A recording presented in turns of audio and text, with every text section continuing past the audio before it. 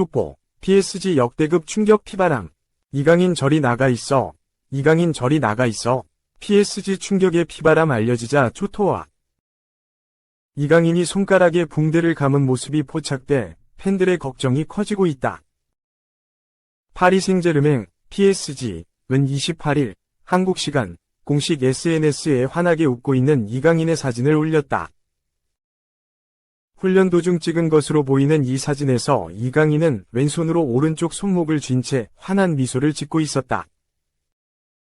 PSG는 스마일 이모티콘과 빨강, 파랑 하트 이모티콘을 덧붙여 이강인이 PSG에서 행복하게 지내고 있음을 알렸다. 하지만 팬들은 이 사진을 보고 오히려 크게 걱정했다.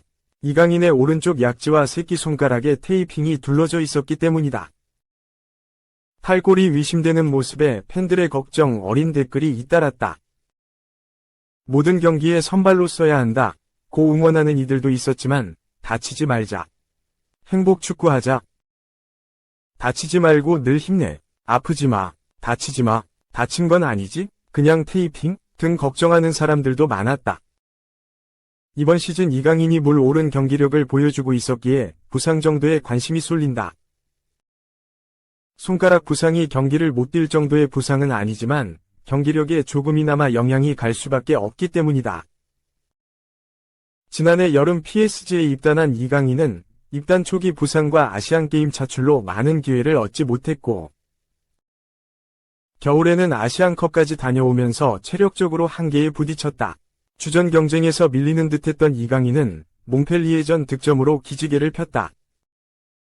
이강인은 지난 시즌 공식전 36경기에 출전해 5골 5도움을 올리며 리그, 쿠프 드 프랑스, 트로페 데 샹페옹을 들어올렸다. 2년차를 맞은 이번 시즌에는 개막 후 2경기에서 연속골을 넣으며 조금씩 기대에 부응하고 있다. 이강인은 지난 17일 르아브르와의 2024에서 25시즌 리그 1 개막전서 오른쪽 날개로 선발 출전해 경기 시작. 2분 4초 만에 선제골이자 올 시즌 리그 전체 첫 골을 넣으며 팀의 4에서 1대승에 기여했다. 곤살로 하무스의 패스를 받은 이강인은 박스 안에서 장기인 왼발 가마차기 슛을 때렸고 공은 수비 맞고 굴절돼 골망을 출렁였다. 경기 시작 2분 4초에 일어난 일이었다. 축구 통계 전문업체 옵타에 따르면 이강인의 2분 4초 골은 리그 역사상 두 번째로 빠른 개막전 득점이었다. 옵타는 이강인이 2분 4초 만에 리그 개막전 골을 넣어 2009년 8월 그레노브를 상대로 1분 42초 만에 골을 넣은 마마두 니앙, 올랭피크 마르세유 이후 가장 빠른 개막전 골을 기록했다고 전했다. 주전 경쟁에 청신호를 켜는 중요한 골이기도 했다. PSG는 이전 여름 이적 시장에서 매 시즌 30골을 책임지던 킬리안 음바페를 레알 마드리드로 떠나보냈다. 음바페의 공백을 최소화하기 위해 PSG는 새롭게 팀을 개편해 이번 시즌을 준비했다. PSG에서 이 시즌째를 맞은 이강인은 이적설이 나돌기도 했으나 루이스 엘리케 감독의 신뢰를 받았고 개막전에 선발 출전해 득점까지 터뜨리며 눈도장을 찍었다. 선제골 이후에도 돋보였다. 후반 15분에는 박스 안에서 수비 한 명을 앞에 두고 때린 왼발 슈팅이 골대를 강타하며 멀티골 기회를 아쉽게 놓쳤다. 후반 26분 교체되기 전까지 71분을 뛰며 패스 성공률 96%, 기회 창출 1회, 드리블 돌파 1회 등을 기록. 축구 통계업체 폼모브로부터 평점 8.1을 받았다. 24일 열린 2라운드 몽펠리에전에서는 교체로 출전해 2호 골을 신고했다. 후반전 교체 출전해 팀의 6번째 득점을 터뜨리며 PSG의 6에서 0대승에 기여했다. 아슈라프 하미키의 패스를 받은 이강인은 박스 밖에서 니어포스트를 노린 호쾌한 왼발 중거리 슛으로 골망을 갈랐다. 다음 경기는 내달 2일 오전 3시 45분에 예정된 LOSC 릴 원정이다. 이강인이 손가락 부상을 털어내고 100% 컨디션으로 출전해 시즌 3호 골을 쏘아 올릴지 관심이 집중된다. 2. 마테우스, 김민재 또 혹평, 미넨의 아킬레스건, 여기서 뛸 수준 아냐? 마테우스는 27일 한국 시간 스카이 스포츠 독일을 통해 김민재가 나폴리에서 했던 것처럼 플레이하는 건 불가능하다 라며 지금까지 김민재가 뮌헨에서 보여줬던 경기력이 기대에 미치지 못했다고 지적했다. 이어 나폴리는 뮌헨과 수비적으로 완전히 다르게 플레이했다. 김민재를 기분 나쁘게 하고 싶지는 않지만 일정 수준의 명확하고 빠른 템포의 패스를 하지 못한다. 보완이 필요하다. 면서 난 처음부터 김민재가 마음에 들지 않았다. 김민재의 공은 통통 튄다. 그런 건 내가 최고 수준에서 기대하는 플레이가 아니다. 현재 나폴리 때 갖고 있던 기량을 갖고 있지 않다. 고 덧붙였다. 마테우스는 현역 시절 미드필더, 수비수로 명성을 떨쳤다. 1990년에는 세계 최고의 선수에게 수여되는 발롱도르를 수상하기도 했다.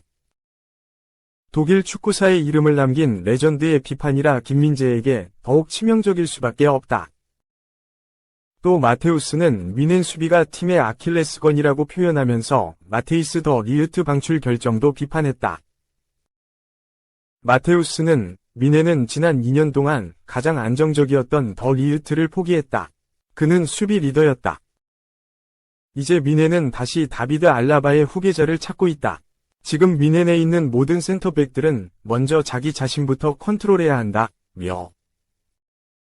만약 더 리흐트가 팔리지 않았다면 머리가 아프진 않았을 것 이라고 뮌헨이 더 리흐트를 판 건 잘못된 결정이었다고 주장했다. 그러면서 김민재와 다이오 우파메카노의 실수는 화제다. 바이에른 뮌헨은 거대한 계획을 세워놓았지만 지난 시즌과 같은 상황이 반복되는 중이라며 더 리흐트가 빠지고 남은 바이에른 뮌헨의 수비수들 중 김민재와 우파메카노로는 지난 시즌과 같은 일이 반복될 거라고 지적했다. 마테우스는 김민재가 뮌헨으로 이적할 당시 큰 기대를 걸었던 인물이다. 스포르트 빌트와의 인터뷰에서 김민재는 임팩트를 줄 수 있는 수비수 라면서 수비가 뛰어난 리그인 세리에 A에서 최고의 수비수로 선정됐다. 김민재는 자신의 클래스를 보여줬다. 그는 리카, 에르난데스 위 존재를 금방 잊게 할 것이라며 김민재를 칭찬하고 기대했다. 약 1년 만에 평가가 완전히 뒤집힌 셈이다. 마테우스는 김민재에 대한 기대를 거두고 비판 대상으로 보고 있다. 김민재가 지난 시즌 부진에 이어 올 시즌 개막전에서도 대형 실책을 저질렀기 때문이다. 김민재는 지난 25일 볼프스부르크와의 2024에서 25시즌 분데스리가 1라운드 원정 경기에서 다이오 우파메카노와 함께 선발 출전했으나 후반 10분 치명적 실수를 범해 실점을 내줬다. 81분 동안 활약한 김민재는 에릭 다이어와 교체돼 경기를 마쳤다. 1에서 1로 팽팽하던 후반 10분 김민재가 마누엘 노이어 골키퍼를 향해 백패스를 시도했으나 압박해 들어오는 선수를 미처 파악하지 못했다. 패스가 곧바로 끊겼고 볼프스부르크는 뮌헨 수비를 완전히 무너뜨리고 공격에 나섰다. 김민재 패스를 끄는 파트리크 비머가 박스 안까지 돌파한 후 반대편으로 짧게 내줬고 마예르가 멀티골에 성공했다. 김민재는 실수 직후 재빨리 따라붙었으나 역부족이었다. 자신의 실수로 역전골을 내주자 허탈한 표정으로 경기장 먼 곳을 바라봤다. 경기는 야쿠프 카민스키의 자책골, 그나브리의 재역전골로 뮌헨의 3에서 2승리로 끝났으나 김민재는 웃을 수 없었다. 풀타임을 소화하지 못하고 후반 36분 에릭 다이어와 교체돼 벤치로 물러났다. 축구 통계 전문 매체 풋몹에 따르면 김민재는 평점 5.6으로 팀 내 최하점을 받았다. 패스 성공률도 79%로 평소보다 현저히 낮았고 긴 패스는 이번 시도에 모두 실패했다. 볼 경합 성공률은 50%밖에 되지 않았고 지상 볼 경합은 한 번도 성공하지 못했다. 지난 시즌 레알 마드리드와의 우에파 챔피언스리그 준결승전에 악몽이 떠오르는 실책이었다. 시즌 후반기 대부분의 기간 동안 주전에서 밀려났던 김민재에게 레알 마드리드와의 챔피언스리그 준결승 1차전 홈경기에서 선발 기회가 찾아왔다. 그러나 김민재는 이 경기에서 2번이나 큰 실수를 범해 팀의 실점에 모두 관여하면서 토마스 투엘 감독으로부터 신뢰를 잃었다. 투엘 감독은 경기 후 김민재를 강하게 질책할 정도로 당시 김민재에게 실망한 모습을 보였다. 김민재는 시즌 첫 경기에서 자신에 대한 평가를 반전시킬 기회를 스스로 걷어찬 꼴이 됐다. 마테우스가 1년 만에 평가를 뒤집은 것도 충분히 이해가 된다. 한편 김민재는 볼프스부르크전을 부상을 안고 뛴 것으로 전해졌다. 독일 TZ는 김민재는 허벅지 근육에 가벼운 부상을 입은 채 경기에 나섰고 81분 만에 에릭 다이어와 교체됐다고 전했다. 이어 아벤트차이퉁 소속 기자 빅토르 카탈리나가 부상을 안고 출전한 것으로 알려졌던 김민재가 팀 워밍업에 참여하지 않았다며 김민재가 부상 여파로 팀 훈련에 불참했다고 알렸다. 3.0 BBC 확인. 리버풀 오른쪽 화살표 메뉴, 충격 이적 나온다. 선보다 골 많은 공격수. 빅클럽 순회 공연하나. 영국 매체 BBC는 27일 현지 시간 메뉴가 스털링 영입을 위해 첼시와 협상을 시작했다며 합의에 다다를 것이라는 보장은 없으나 댄 애쉬워스 메뉴 단장은 상황을 유리한 쪽으로 끌고 가기 위해 노력하고 있다고 보도했다. 이어 첼시 또한 제이든 산초 메뉴 영입을 원하고 있는 것으로 알려졌다며 유벤투스의 경우 산초를 임대 영입하면서 완전 영입 옵션을 포함시키고 싶어 하지 않는다.